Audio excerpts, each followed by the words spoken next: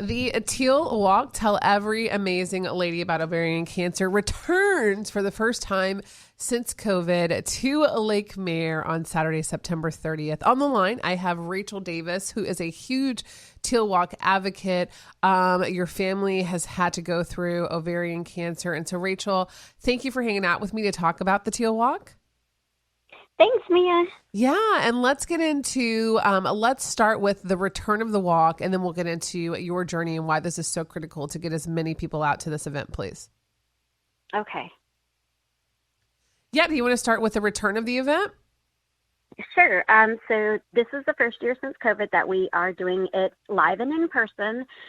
This is actually our 10th anniversary, and we're really super excited to have this come here for 10 years. It was started at the beginning by a pharmacy student at South whose aunt had been diagnosed, and she wanted to bring some awareness to the area, and it's been going strong since then. Yeah, and I think, so ovarian cancer is one of those things that usually cannot be detected through normal symptoms. There are some things to look for, but it's still one of those cancers that often flies under the radar too.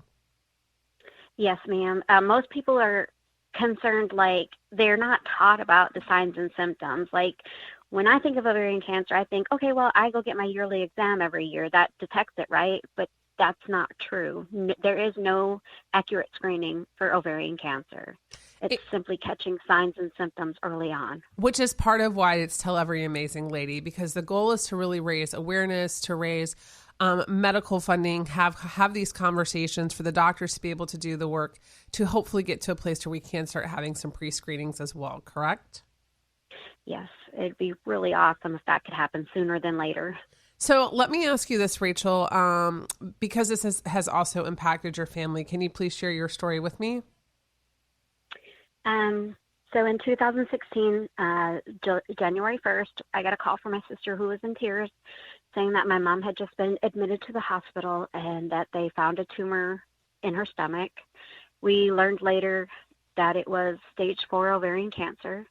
The tumor was the size of a softball in her stomach.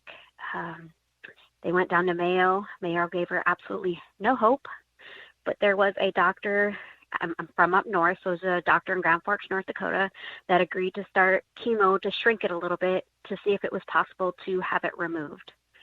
My mom was diagnosed January 1st, 2016, and she passed away April 8th, 2016.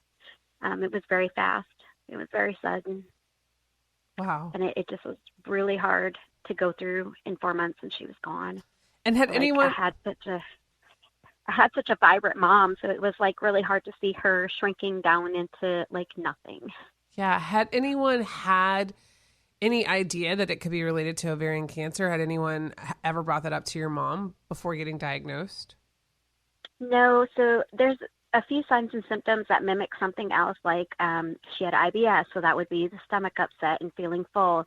She was very fatigued, but she just switched from a day shift to a night shift, so she thought that. And then she was 56, so irregular periods, she thought she was hitting into menopause, and all of that actually are some symptoms that there is something wrong, that it could be ovarian cancer. So we lose your beautiful mom, and here you have the fight. Tell me, for you being a part of the T.E.A.L walk, what this means when people come out to support this event on September 30th at Lake Mare. Rachel. I just really want this to not happen to somebody else. For everybody I tell, every Tuesday I dress up all in teal. I'm a very open person. I will talk to anybody that listens to me. I just want there to be some advocacy to let people realize that this doesn't have a cure. It does not have an accurate test. It's not something you can just go to the doctor and get tested for. You need to be aware of your family history.